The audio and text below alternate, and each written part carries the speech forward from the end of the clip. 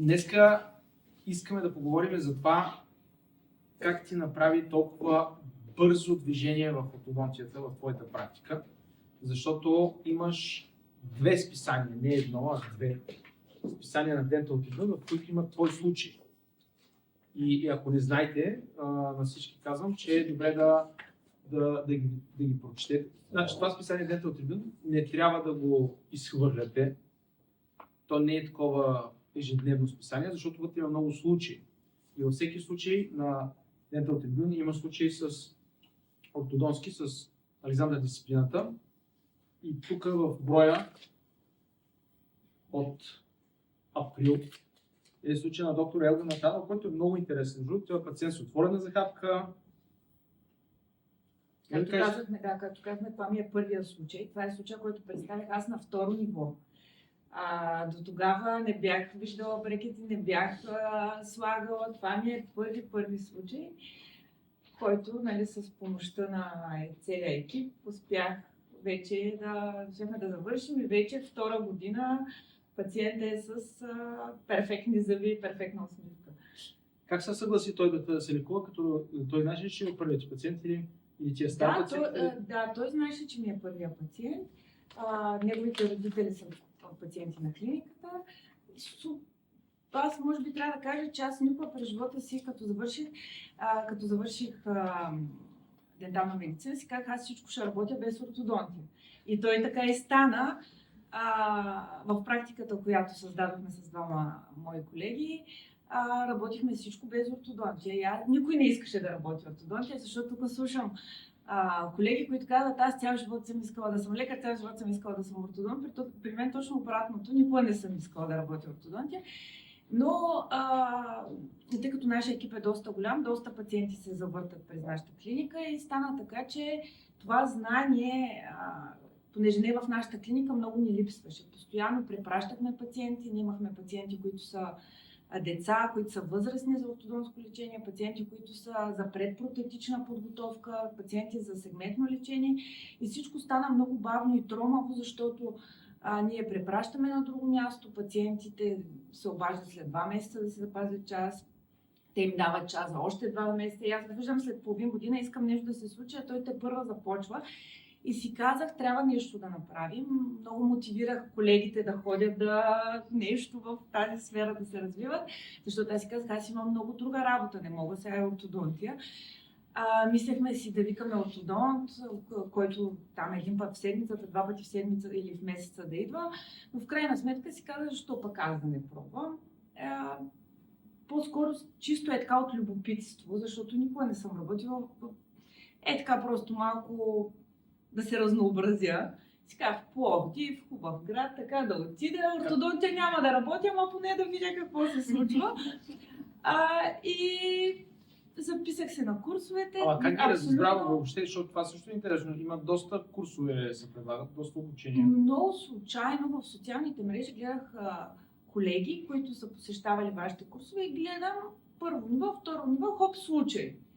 4-то ниво, завършен случай. Свикам, значи това нещо работи. Хората минават курсове и почват да работят, защото аз съм завършила много давна, преди 19 години, сега се дадох сметка, и съм минала през хиляди обучения в България, в чужбина и в кратки, дълги, еднодневни, по 10-дневни. И всъщност повечето курсове ти отиваш, нали, вземаш си нещо, от някои курсове нищо не си вземаш и след края на курса приключва. Докато тук това, което вие правите, е много ценно с консултациите, с подкрепата, и видях, че това се случва с колегите и си казах, ще почна, нали, някакви леки случаи или изобщо няма, нали, да работя, но поне да знам как се местят зъбите. Много при нас идваха пациенти, които са с много разперени зъби. За мен се струваше супер грозно. Много ми беше странно как гледаш пациента с много подредени зъби, но тези зъби не му отиват на лицето. И си казва, да, тези ортодонти, той е много добър ортодонт, този, който е лекувал конкретния пациент, но тези зъбите не са за това лице. И много исках да знам как добре е, нали, да гледаш не зъбите зъби, лицето лице, ами някак си да имаш по-така холистично виждане и да мислиш за този човек като човека, не като зъби, за хапка, някакси по-цялостно и така. И дойдох и си казах, даже може би няма да изкарам до последните нива, ама ще отида да видя брекети, така. Обаче то като се завъртя колелото, като усетих тази енергия, това присъствие, тази мотивация и то като го вземеш това знание, просто не искаш да го пускаш. И така, аз още, може би на 4-то ниво, вече имах сигурно 10 пациента. И да, и това, което искам да споделя, за мен беше изключително важно тези консултации, които доктор Горял ги прави. Аз в началото си спомням всички пациенти, които идват ортодонски, лесни, сложни, аз викам добре. И си спомням една консултация. Аз съм с един пациент за ортогнатна хирургия, един импактиран на кучешки, някакви супер тежки лечения и доктори, не знам дали се сещате, най-вероятно не. И стоя мълча и нали да ми каже, ама ти до вчера не беше виждала брекети, какви са тези случаи. Каза, Елга, Господ те обича, затова ти ги е дал тези случаи, за да те провокира. Няма страшно сега тук, това ще направиш, всеки път ще правим консултации. И всъщност това много ми помогна, че така ме побутнахте и така че апелирам тези от вас, които продължат да се занимават, възползвайте се от тези консултации. Аз имам една много смешна история. Виждам, че сега в платформата всеки, който иска да вземе консултация, може да се запише. Докато когато аз изкарах курсовете, следиш имейла и когато горе-долу един път на месец или един път на 2 месеца се пускаха някакви дати и ти трябва да си много бърз да си направил презентацията и да си я качиш там, за да поискаш да те одобрят за консултация. И аз имах един случай и исках много да ме консултира доктора. Обаче няма дати. Аз съм си направила презентацията, стои ми там в почтата и отиваме на Банско на ски. На опашката, която е 2 часа с децата. Аз с ските на едното дете, на другото дете, жаден съм, гладен съм и изведнъж получавам имейл. Нова дата за консултация. И казвам на мъжа ми, вземай ските, аз трябва да си пусна презентацията. И той ми вика, не, ти да си пред, нали? Аз викам, не, тук, докато караме, то вечерта няма да има дати. Няма да има часове. И там пусках нещо на светло, звънях си спомням. И той от тогава ми вика, положението е ужас. Но да, много е полезно дори и да нямате конкретни въпроси. Просто показвайте си случаите, да ви напътства. Много за мен беше изключително полезно това. Дори да знаете, че сега ще сложа тази дъга, после ще сложа тази дъга. Да подредете си снимките, обсъдете си това. Мен беше изключително полезно и се чувствах подкрепена в целия този път, който сега те първа започва да се. Това е супер интересно. Сега тук хората са на първо ниво и ако ти се върнеш в твоето първо ниво и за първи път срещаш Александър брекетите, пръстени, дъги, сега на втория момент ти какво си каза? Това е много интересно. В нито един момент не съм си мислила, че това е нещо лесно. Винаги и все още продължавам да мисля, че ортодонтията е нещо много сложно, нещо много отговорно, нещо, което в повечето случаи е за цял живот и няма как просто е така да можеш, знаеш правилата за брекети, знаеш правилата за последователност на дъгите, но винаги аз лично съм се отнасяла с много старание и много концентрация, когато си планирам, в случаите, когато ги правя, когато там ги работя и нали, някой казва, да, много е лесно лепенето, много е лесно дъгите, ама като цяло не е лесно. Да, не е лесно, това Александър казва, това е просто, но не е лесно. И точно това, което искам да ви кажа, което най-вероятно повечето от вас го знаят, че много лесните случаи, ако не си достатъчно концентриран, може наистина да станат много сериозни. Затова, като видите нещо много лесно, не дейте да тръгвате така просто с лека ръка или Да кажеш, ще пробвам Ще първо. пробвам, пък какво стане, не е точно обратното. Направете си хубав план и този план го следвайте, а не почвайте, пък сега ще стане нещо. Все нещо, то ще стане. Следваме винаги една и съща последователност. Това на второ ниво ще го разберат как точно се прави всички участници, но вече сме измислили бутонче в сайта. Ако имате нужда от консултация, го натискате и казва искам консултация. И ние това го виждаме и вече имаме пространство, отваряме пространство в графика. Но наистина има смисъл, особено тези консултации, защото ние от тогава сме правили, от тогава се сещам да скоро не сме правили консултации, защото тези консултации те са за да ви подкрепят първите 10 случая, може би. Просто за да добиете усещане за последователността на дъгите, за диагнозата, плана на лечение, да проверим, както каза Елга, лесните случаи някой път може да бъдат подвеждащи и да не бъдат толкова лесни.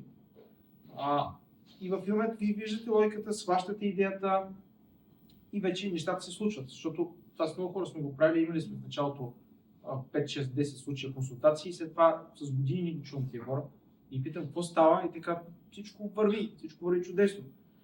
Но аз искам да те попитам, защото това е голямо предизвикателство за много хора. Аз знам, че много хора лекуват доста добре, доста старателно, прецизно, изпипват нещата, познавам много такива колеги, обаче им е голямо предизвикателство документацията. Тоест ти как успя, защото това е второ ниво, това е много важно да го чуете в момента, защото това е голямото предизвикателство. Как успя още на първия случай, а тук вече в следващия брой има и още един случай. И всъщност за да публикуваме случаи на нас не трябва не просто да си го излекувала, а да си го документирала добре.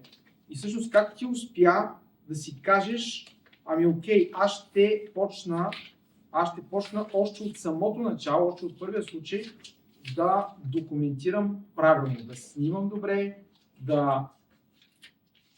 Ами аз като подреждам този случай, доста така не бях доволна, че можеше по-добре да си го документирам, че можеше да си направя по-хубави снимки, ако знаех, нали, че така ще стане, щях, нали... Това е сертиран гучки зъб, много хубав случай. Кой подрете? Може би вече по... Ами пак от първите, не в първата десятка. Не в първата десятка, обаче от първите, а е завършен изключително добре с сертиран гучки зъб. Но да, както трябва да си купиш, да кажеш, ще взема фотоапарат, ще ги снимам, независимо от това. Фотоапарат в клиниката имаме от много давна. Ние си го ползваме за протетика, за терапия, имаме си софтбоксове, документираме си, но пък ви ми казахте да правя снимки на всеки етап. И ти почна да ги правиш. И аз почнах да ги правя, да. То това не е лесният начин. Просто да направиш това, което се казва. И правилото, което ви казахте, най-добрите снимки стават с разчекване. Да. Всички пациенти, като кажат, тук ме убива, тук, ама няма как. Ако искаме хубави снимки, ако искаме хубава документация. Трябва да дръпне малко повече пациента, но това е за негово добро. Аз винаги го казвам на пациента, ако аз имам по-добра документация, аз ще имам по-добра диагноза, ще мога да направя по-хубаво лечение. И всъщност важно е да държим на фокус пациента през цялото време, защото му причиняваме тези леки, етично обусловени страдания, които му причиняваме. Но в крайна сметка, когато той разбере по-големия смисъл, той няма против. Да, и другото нещо, че лично аз много неща виждам на снимките, които не съм ги видяла на прегледа. Или пък като се съберат много пациенти, аз си чуя сега тук каква дъга сложих, докъде стигнах, докато си отворя папката с конкретния пациент и виждам тук тук трябва това. И е много по-лесно, много по-бързо работиш и ако имаш нещо да си планираш, гледай си го, чуди се, ако трябва консултация си правиш или с доктор Горелов или с някой дори колега. Хубаво е, ако се занимавате с това, да посещавате и Куп Александър. За мен това е нещо страхотно, освен, че си общувате на професионално ниво с колеги. Това са хора, които са много интересни. Те се занимават с различни спортове, имат хобита, което е готино да, освен да си в свободното си време да си общуваш с колеги, да си общуваш с интересни хора. Примерно ние с Елга имаме обща хобби ски туринга, пантенето. И тя сега ще ходи в Норвегия. В Исландия. В Исландия ще ходи и всъщност не казвам, че като се съберем в Куп Александър, тя ще говорим само за прекити. Също ще говорим за много добри работи, хората идват със семействата си, с децата си, познаваме се и вече всъщност създаваме чисто човешка връзка помежду си. защото нашата професия е малко така, че ние сме изолирани в един кабинет, стоиме си по цял ден вътре и не срещаш никой. Аз имам пред никой от външните хора, пациентите идват, но това е много подкрепящо да имат общност. Общност, в която знаеш, че можеш да попиташ, да се консултираш, да се свържиш с някой. И всъщност, Елга, ти вече си интегрирал, Александър, дисциплината в практиката си. И вече от това място ми е много интересно какво е твоето усещане за Александър и това, което е създал. Вече познавайки системата, виждайки резултатите, какво е вече твоето усещане от този момент на живота ти? Не от началото, защото от началото човек всичко му е ново, всичко му е различно, но сега вече като виждаш, че нещата се случват, какво си казваш за Александър дисциплината и по-скоро за Александър идва ли ти нещо, на което ти го познаваш лично? Не го познаваш лично, обаче ползваш неговите принципи в всеки ден твоята практика.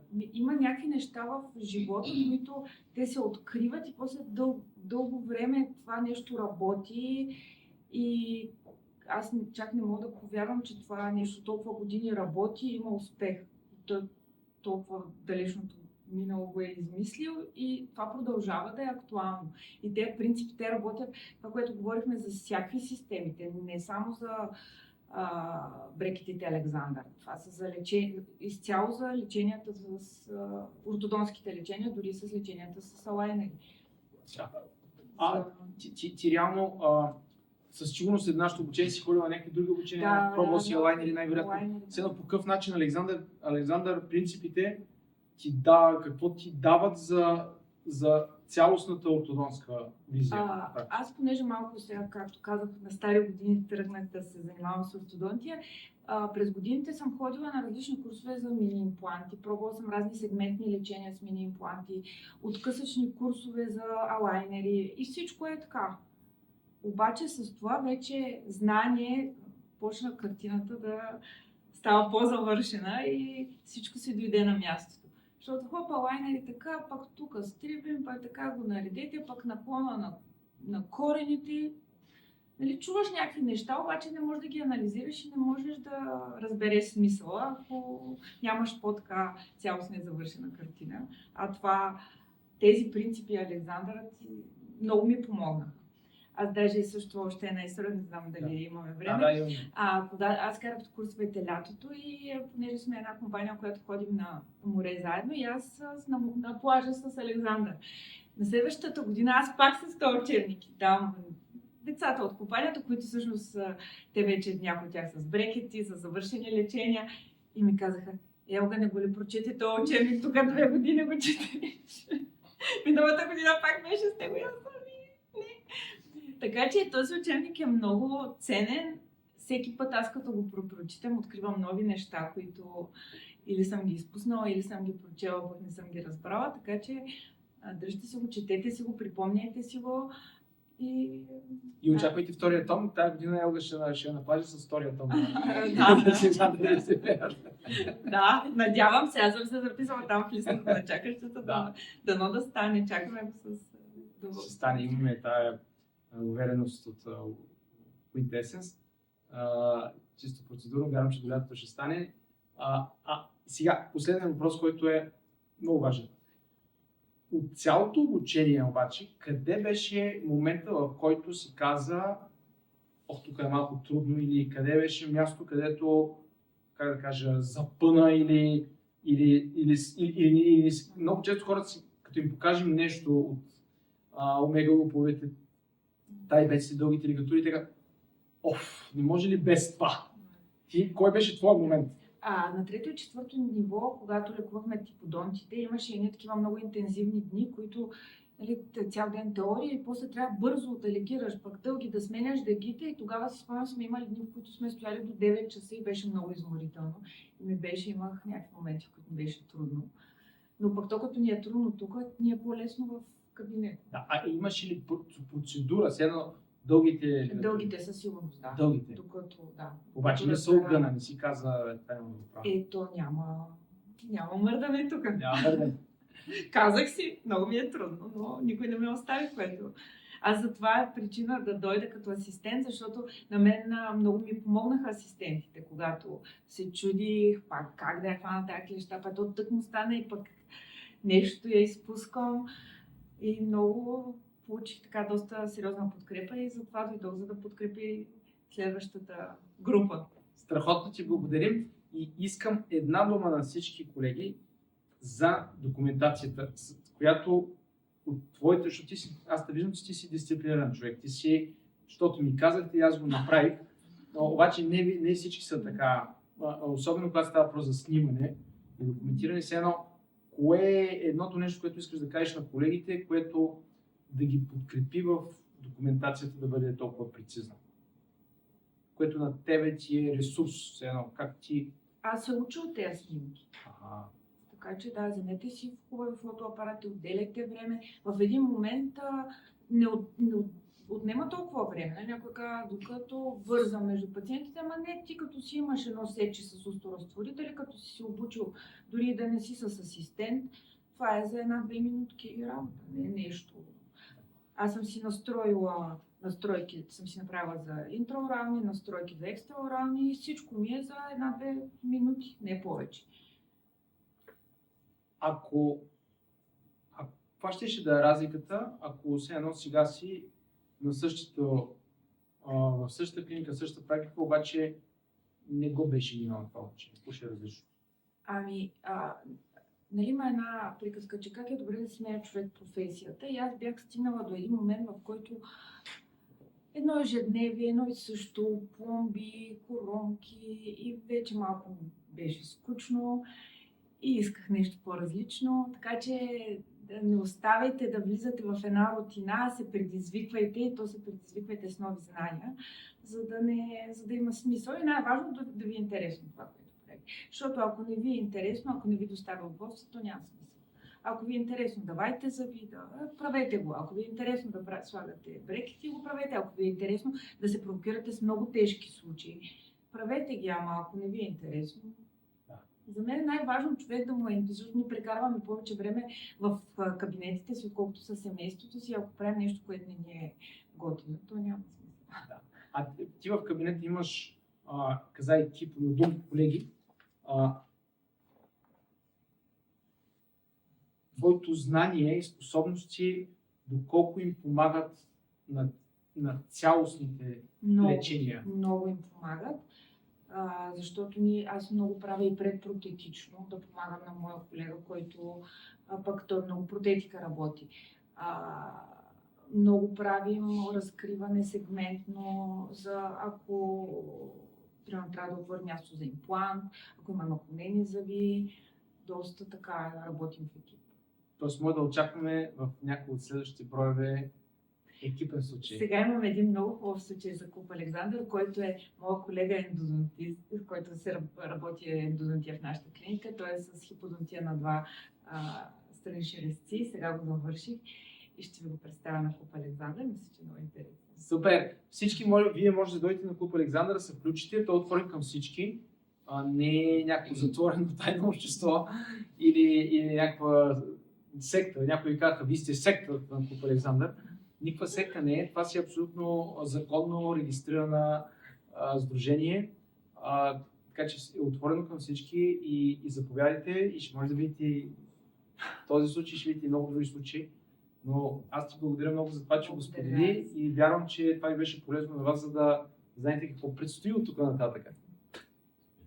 Имате ли въпроси, нещо, което искате да попитате? Това е супер интересно, ако на вас ви да някакъв въпрос в момента.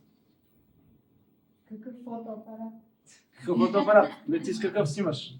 Аз имам с един, който може би не е най-оптималния, Никон.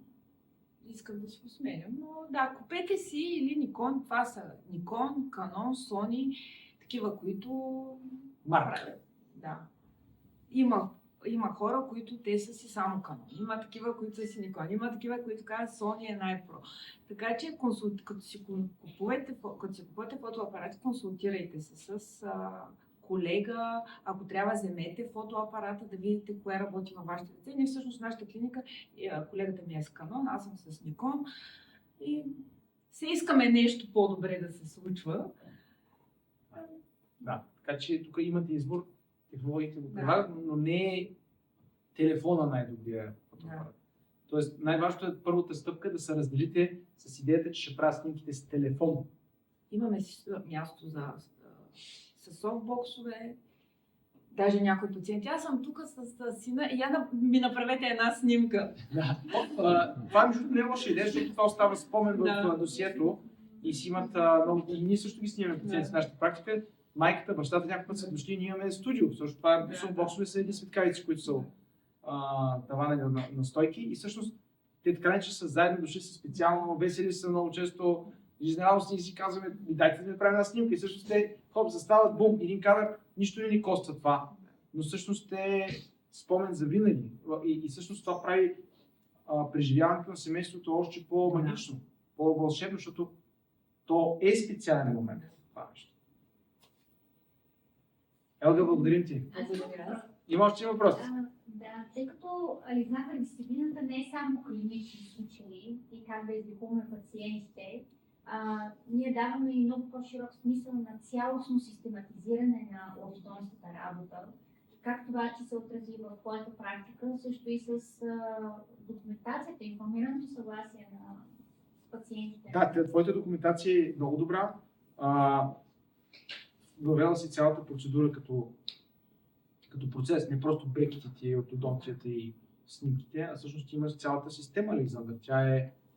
Тя е система, тя е и документи, и диагнози, и план на лечение, и проследяване, и стъпки.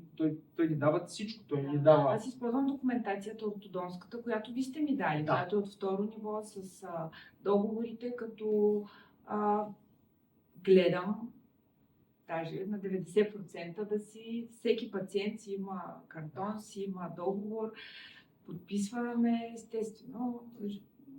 Да, имаме понякога изпускаме тая част, но гледам след като минах второ ниво да си спазвам протокола, да си имаме разписани документи. Те, разбира се, може да се адаптират. Тоест, всички тия документи може да бъдат адаптирани за вашата конкретна практика. Ние сме ги адаптирали, и за договори за ранно лечение, договорите за цялостно лечение, с данни, нали, с данните на нашата клиника да са по-лесни за разпечатване и да не отнема време. Защото като отнема време, много често го пренебрегваме. Затова... Обаче много важен въпрос, аз се сетих, просто няма как да го знам. Защото в крайна сметка ние всичко това го правим за пациента. Накрая пациента, той ни е в центъра на практиката и така научи професор Александър, пациента да ни е в центъра на всичко. Едно е да дойдеш на курс, едно е да започнеш да работиш, обаче съвсем друго е да завършиш случай, да му свалиш брекетите и този човек да го погледнеш вече с крайният резултат, с тази красива усмивка. Все едно, виждайки пациентите на края на лечението, завършването им, какво е твоето усещане за целия процес? Аз се вълнувам не само като ги завършам, и като дойдат след 6 месеца, след една година, имам даже след година и половина и така ми е свито сърцето. Носил ли си ретейнера? Ами горе-долу и аз не. И отварям за сега. Случват се нещата, но аз имам чувство, че такъв човек съм, че с повечето пациенти ще ги мисля до края на живота си, дали нещо там се е разместило или нещо се стои, но да, страхотно е. Страхотно е да видиш откъде си тръгнал и докъде си стигнал. Някой ден ще доведат и тяхните деца. Второ поколение доста бързо се почва да се лекува. Да, аз имам няколко пациента, които сме започнали децата и бащите казват, я и мен. Да сме по-солидарни и така. Супер! Супер! Красиви усмивки. Повече красиви усмивки. Да.